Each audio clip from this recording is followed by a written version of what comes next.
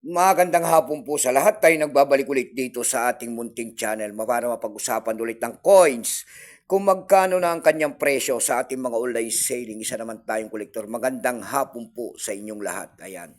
Mayroon naman tayong pag-uusapang barya guys. Ito po ay tokens po kung tawagin nila ng bansang Ireland.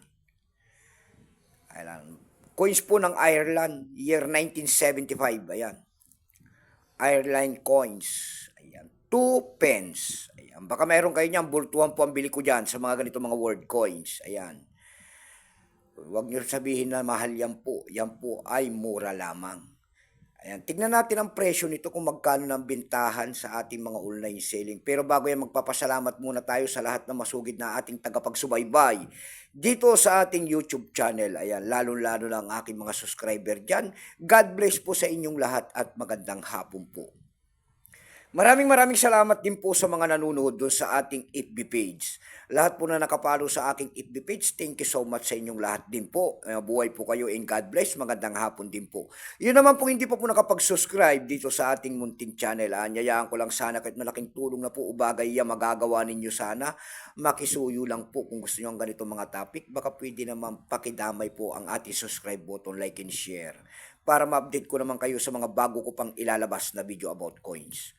Ayan ang ating pag-usapan. Tignan natin ito kung magkano na ang kanyang bintahan sa ating mga online selling. Pero bago yan, kilalanin mo muna natin ang coins na yan. Issue po niyan ay Ireland. Period po ay Republic 1937 up to date po. Type nito standard circulation coins years 1971 hanggang 1988. Value niyan 2 pence, Ireland. Currency pound sterling 1971 hanggang 2001. Kung ano materialis ang ginamit sa barya na yan, yan po ay bronze. May bigat lamang itong 7.1 grams. May haba naman itong 25.9 mm. May kapal po naman itong 1.8 mm. Orientation niyan ay middle alignment. Itinigil naman ang paggamit sa barya na yan ng Ireland noong February 9, 2002. Number N-259, reference number KM-21.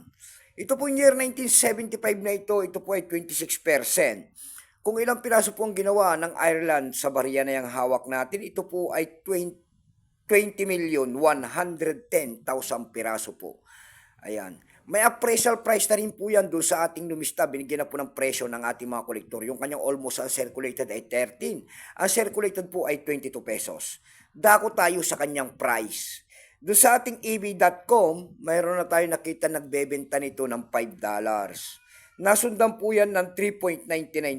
Yung pinakamababa po na bintahan doon ay $2.75 na.